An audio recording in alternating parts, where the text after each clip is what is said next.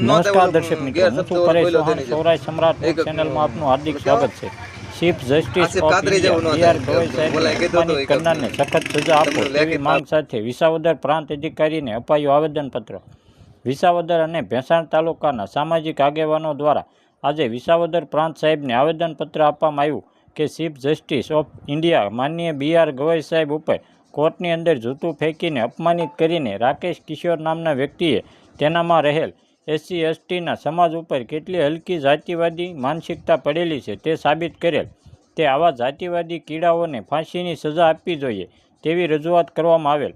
સાથે સાથે સરકાર દ્વારા 60 વર્ષના લોકો વૃદ્ધ પેન્શન સહાય આપવામાં આવે છે તેવા BPL યાદીમાં નામનો પુરાવો દાખલા માંગવામાં આવે છે, તો કેટલા સમયથી કોઈ BPL નવી યાદી આવેલ નથી.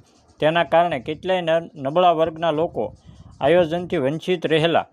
આ યોજના સાચી સાબિત કરવા માટે તલાટી કમ મંત્રી સાહેબ અને સરપંચ દ્વારા ખરાઈ કરીને સરકારશ્રીની વૃદ્ધ પેન્શન યોજનાનો લાભ મળી રહે તેવી પણ રજૂઆત કરવામાં આવેલ. બ્યુરો રિપોર્ટ શ્યામ સાવડા, વિસાવદર.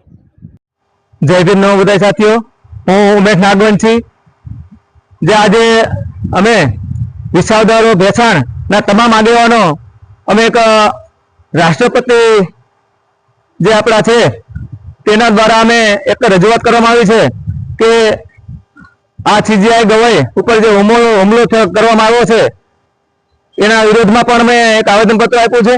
અને વૃદ્ધ પેન્શન જે અમારી વર્ષોથી આ માંગણી છે, મામલતદારશ્રીને અમે 1 વર્ષ પહેલા પણ આવેદનપત્ર આપેલું અને રજૂઆત કરવામાં આવેલી હતી કે વૃદ્ધ પેન્શન માટે જે BPL કાર્ડ માંગવામાં આવે છે એ કાર્ડ ન માંગવામાં આવે અને BPL ન હોય તો એવા 60 વર્ષથી ઉપરના જે લાભાર્થી સાચા લાભાર્થી છે તેઓને ખરાઈ કરી તલાટી મંત્રીને સરપંચ દ્વારા ખરાઈ કરીને વૃદ્ધ પેન્શન લાભ મળી રહે તે માટે પણ આજે અમે પણ રજૂઆત કરેલ છે અને વર્ષ પહેલા અમે રજૂઆત કરેલ હતી. તો આપણા પ્રાંત સાહેબે એક અમને ખાતરી આપી છે કે એ પણ GR છે અમારી આગળ કે આ લોકોને BPL કાર્ડ ન હોય તે લોકોને વાર્ષિક આવકના આધાર પ્રમાણે પણ વૃદ્ધ પેન્શન મળવા પાત્ર છે.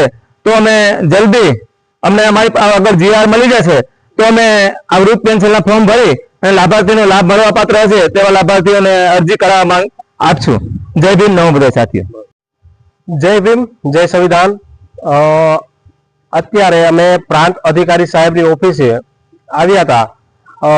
ભેંસાણના મિત્રો, વિસાવદરના તમામ મિત્રો સાથે મળી અને જે આપણા ચીફ જસ્ટિસ ઓફ ઇન્ડિયા જે B.R. ગવઈ સાહેબ છે, જેમની ઉપર એક જાતિવાદી માનસિકતા ધરાવતા એડવોકેટ રાકેશ કિશોર દ્વારા જે જૂતું ફેંકી અને તેમને જલીલ કરવામાં આવ્યા હતા, બરાબર છે, તેના અનુસંધાનમાં અમે તમામ સાથે મળી અને તેમની ઉપર રાષ્ટ્રદ્રોહનો ગુનો દાખલ થાય તેના અનુસંધાનમાં અમે પ્રાંત અધિકારી સાહેબને રજૂઆત કરવામાં આવી અમારા તરફથી.